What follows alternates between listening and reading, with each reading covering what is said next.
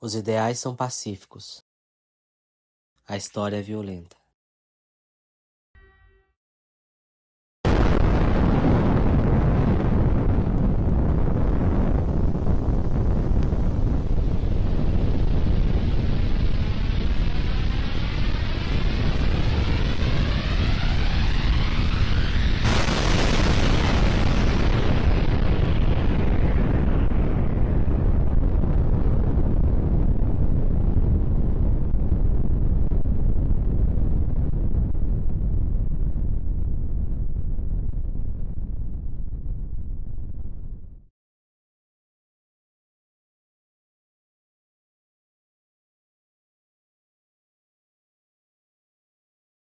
Primeiro de setembro de 1939 se inicia a Segunda Guerra Mundial.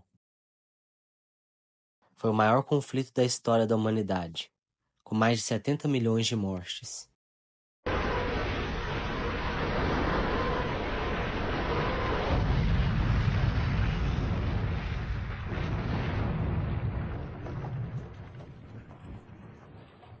Naturalmente, ao longo da guerra, diversos outros países foram tomando partido e juntando a um dos lados que estavam na luta.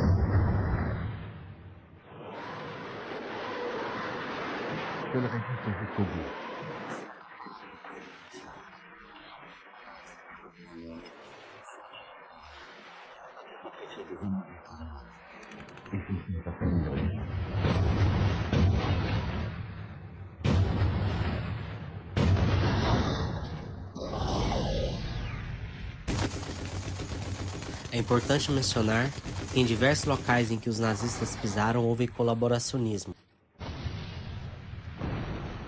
mas também houve resistência.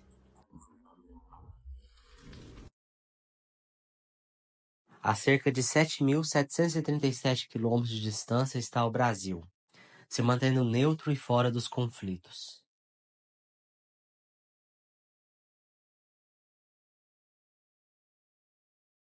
Mas não por muito tempo.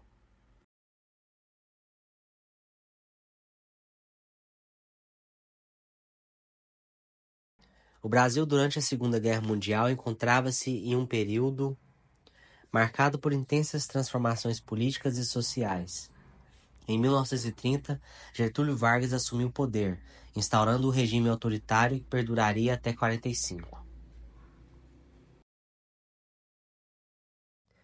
Em 1937, é outorgada a nova Constituição e o Estado Novo.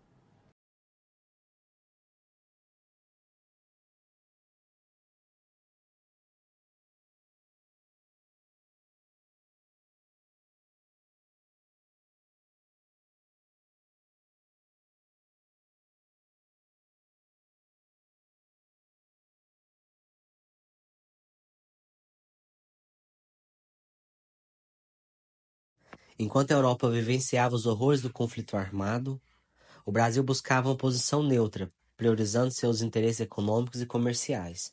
A hesitação do Brasil em assumir um lado pode ser explicado também, em parte, pela existência de uma ala germanófica do exército e no governo brasileiro, e em razão da própria Alemanha ser um importante parceiro comercial do país.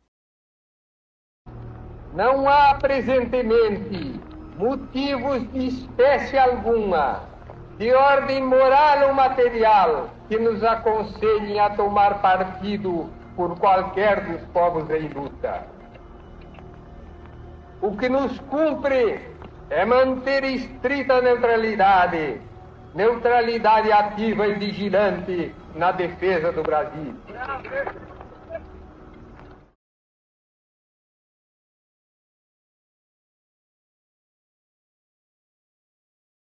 Durante a Segunda Guerra Mundial, o Brasil se declara neutro, uma vez que o governo Vargas mantinha fortes ligações comerciais com a Alemanha.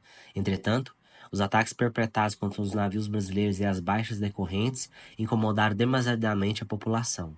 Passou a ir às ruas cobrar posicionamento do governo brasileiro.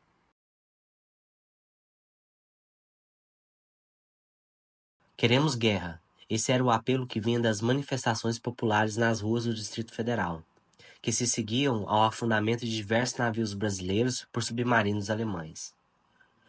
Entre os anos de 1940 e 43, mais de 20 embarcações brasileiras foram atingidas e afundadas no Oceano Atlântico, causando aproximadamente 2.000 mortes.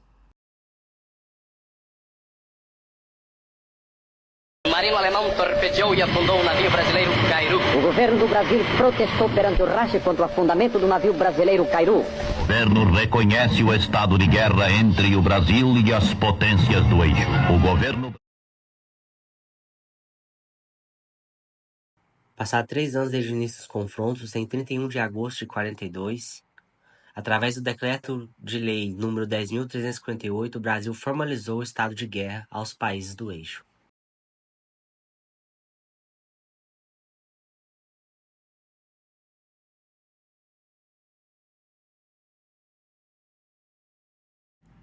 A ideia de criar uma força militar para participar do conflito surgiu em fevereiro de 1943, no encontro dos presidentes dos Estados Unidos e do Brasil, Franklin Roosevelt e Getúlio Vargas, na cidade de Natal, capital do Rio Grande do Norte.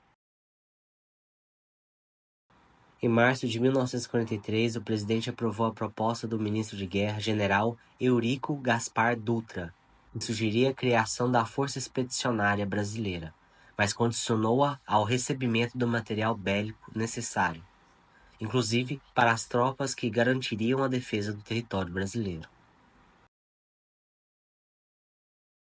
A proposta concretizou-se em 9 de agosto através da Portaria Ministerial número 4.744, que criou a Força Expedicionária Brasileira, formada pela 1ª Divisão de Infantaria Expedicionária e órgãos não divisionários. Sua chefia foi entregue ao general João Batista Mascarenhas de Moraes.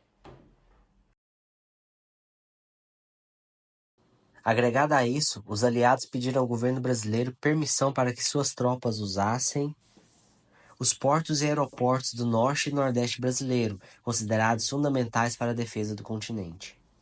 Aproveitando-se disso, Getúlio Vargas obteve a promessa dos Estados Unidos e da construção da Companhia Siderúrgica Nacional, em Volta Redonda. Força Expedicionária Brasileira. A estruturação da FEB propriamente dita teve início com o envio dos oficiais brasileiros aos Estados Unidos para treinamento. Tratava-se da familiarização dos métodos de táticas militares empregados pelas tropas norte-americanas, substituindo os franceses já ultrapassados que ainda predominavam.